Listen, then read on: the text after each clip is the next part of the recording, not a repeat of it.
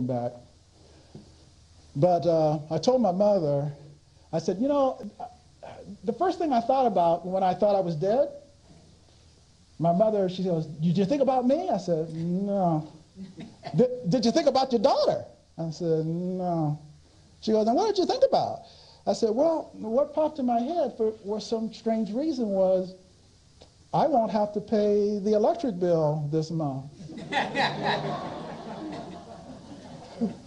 My mother just shook her head. And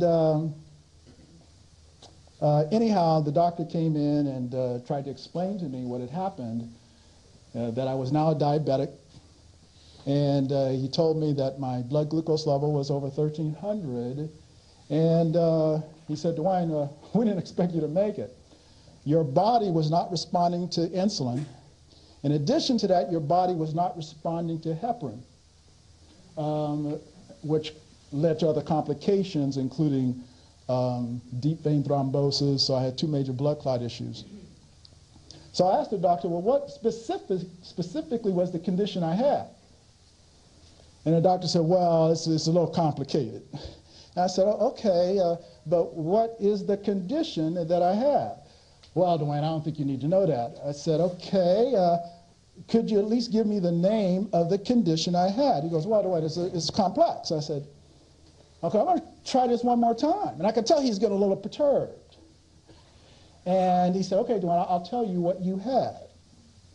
You had a non-ketotic, hyperglycemic hyperosmolar coma.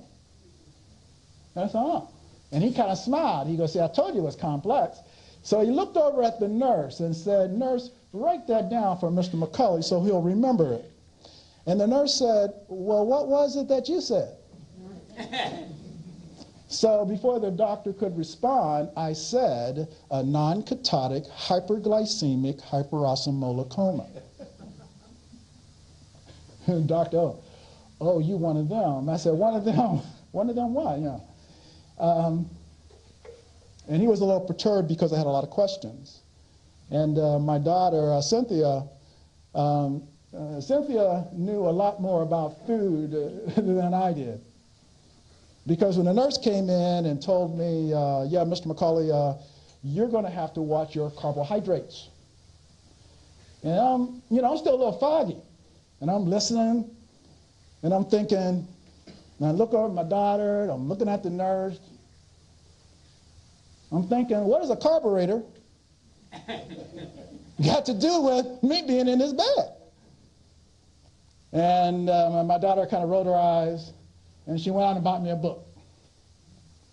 And I've read hundreds of books on diabetes, hundreds. And somehow, and I asked Cynthia, how did you happen to pick this one book that talked about diabetes at the molecular level? I think it was called Diabetes, the Insulin Control Diet by a Dr. Kowalski, I believe. And so he talks about diabetes at the molecular level, which was good for me because it allowed me to ask questions of the doctors. But they seemed to get more perturbed with me every time I would ask a question. Then I realized they can't help me. Now, I don't want anyone to get, I don't want anyone to think I have nothing against doctors. My personal care doctor, he's a great guy. But doctors are not equipped. They're not trained to handle type 2 diabetes. They're not trained to handle heart disease, cancer, stroke, arthritis, osteoporosis. These are all chronic diseases that break down the body. But we are good at some things in the United States of America. We're very good with drug treatment. We're very good with trauma. There is no other country I want to be in if I lose my head. Because in the United States of America, they can sew your head back on. And we have some of the best medical diagnostic